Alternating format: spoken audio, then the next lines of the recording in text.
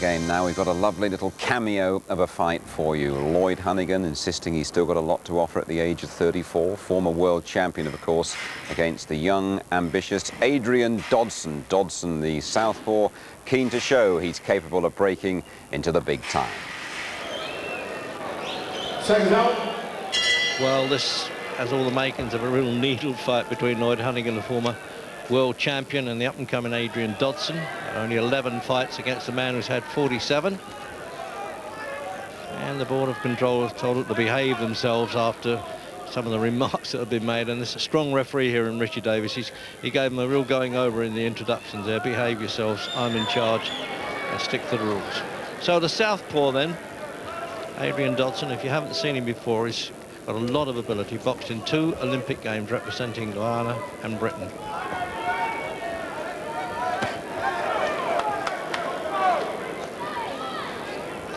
One of the greatest wins we've ever seen in an American ring, of course, was Honeyghan defeating Don Curry in Atlantic City back in '86, seen on ITV.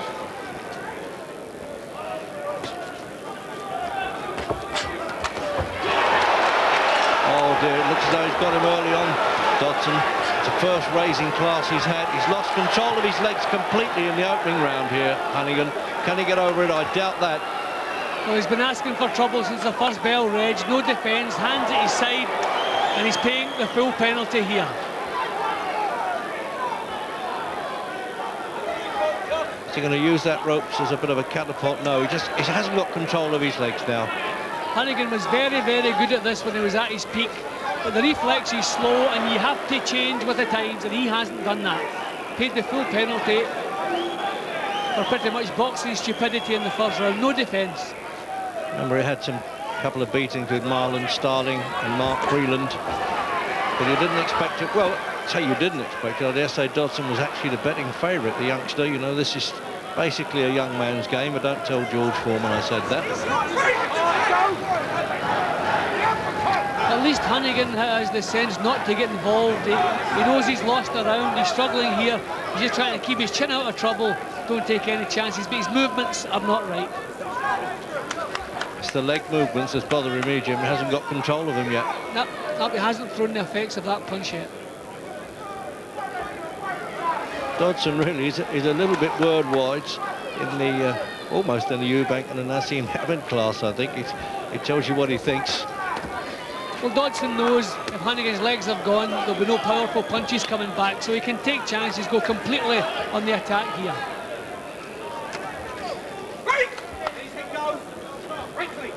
Not worried about his bravery at all, Honeyghan, Jim. That one with Vinny Pazienza in Atlantic City was really something else.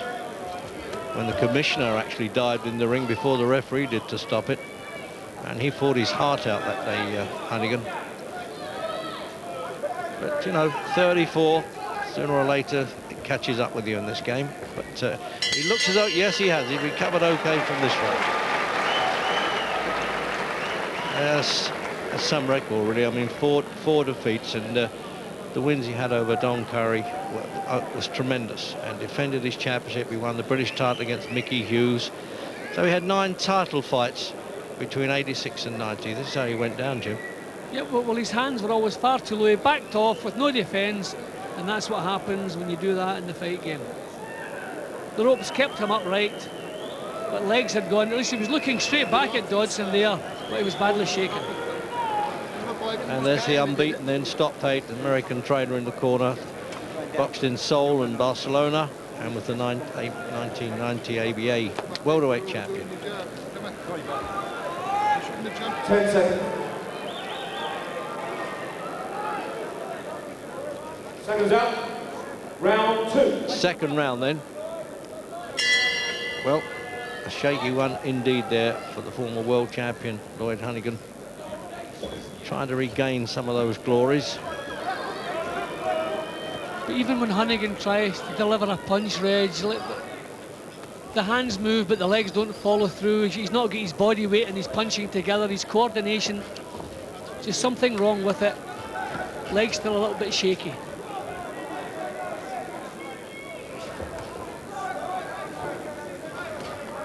He still digs a bit, but it's a question of can he land on this fellow. It's such a move up in class, not beyond the 6th round. Adrian Dodson had finished 5 in the first round he's had. But I've always liked his amateur boxing. I thought he was outstanding, and very disappointed he didn't win a medal of any colour in Barcelona. Honeyghan getting some punches off now. This is a little improvement. Getting forward a little bit more. I should add that Dodson was very upset at the weight that the ABA chose him for there. He thought welterweight was too light for him, and now he's 11 stone 2, light middleweight. I suppose he was right.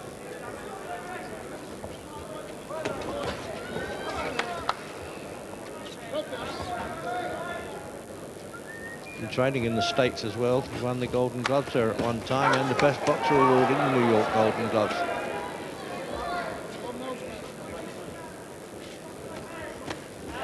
Oh, he got the first right hand through that. Little touch of the old Honeyghan there.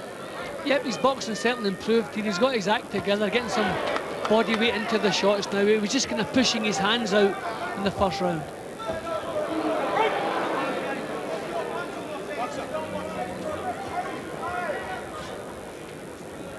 Good amateur as well, of course. Honeyghan, Downside and Fisher Club, box for England, but he never won an ABA championship.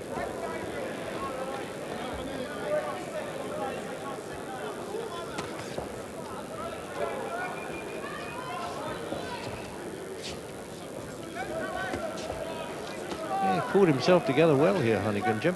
Yep. Well, that's a little touch of experience that counts. That's what he's doing, calling on his experience, getting good punches off here.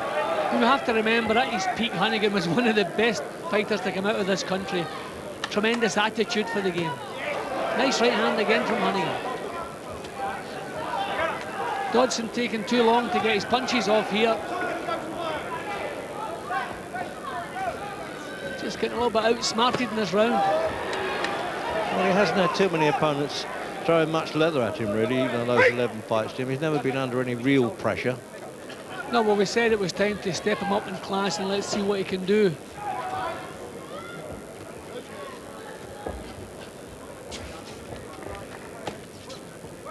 It's amazing, really. It's quite a different Honeyghan in the second round, isn't it?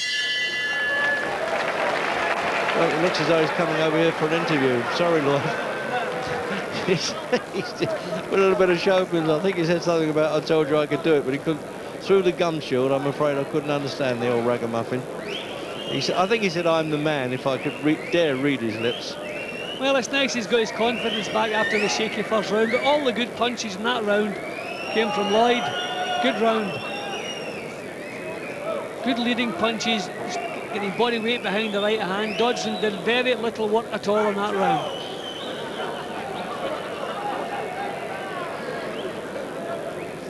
"25 years old, this fellow.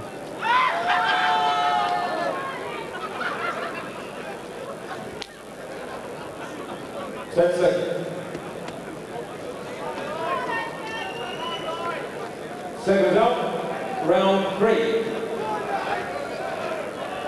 Third round coming up then, scheduled for 10. 11 stone division. Very shaky start indeed for Lloyd Honeyghan. And the southpaw Adrian Dodson, the sort of young pretender on the block now. And then the second round, Honeyghan came back very well. And as I say, we think he said, I'm the man. He had the cheek to walk right across to the commentary position. But I've known him since back in his amateur days, and luckily ITV covered him winning against Don Curry in America. What a sensation that was. The first at the weight since the great Ted Kid Lewis.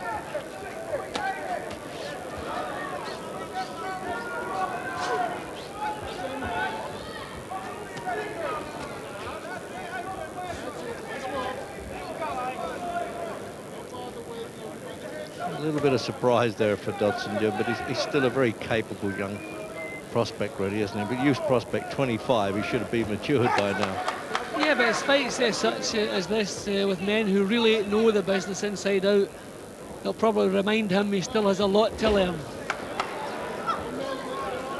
In Honeyghan using all the tricks, keeping him off balances, judging the range to perfection.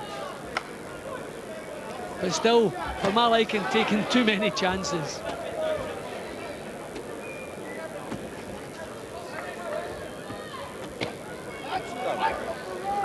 Good solid left hands coming through from Dodson now. Midway through the third.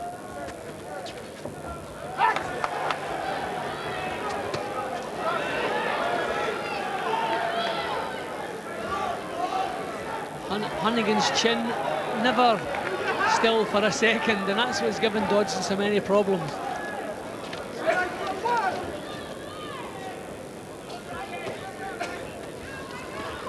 Dodson just still not getting through cleanly.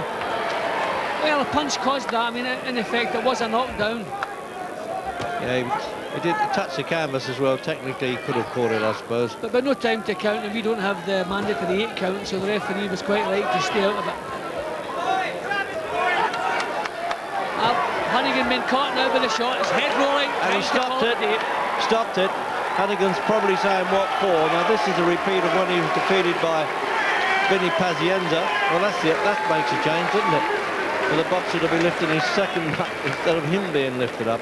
But Richie Davis is saying, no, that was it. I didn't want to see you take any more punishment. I dare say Honeyghan said, I'm still wily enough, and wild enough in this case, to come back.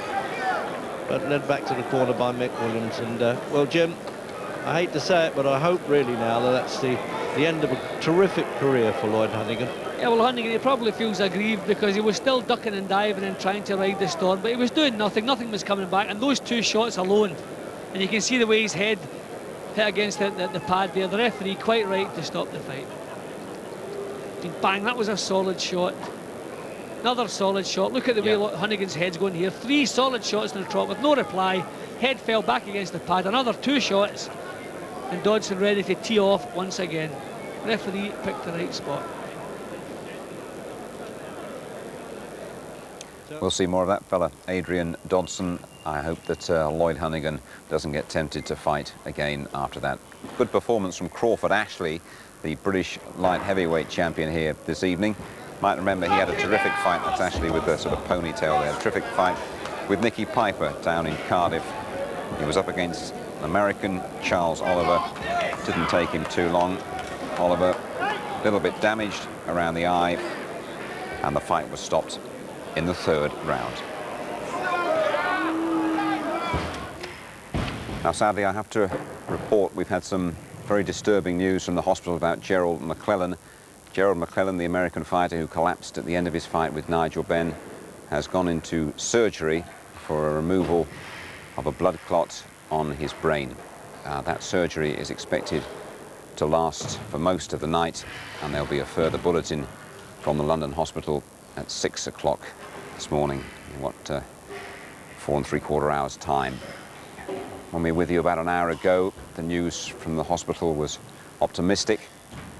We understood here that McClellan was okay, but obviously in the last hour things have deteriorated there now. And it's hard really to pull your thoughts together at moments like this, because Nigel Benn fought the fight of a lifetime out there.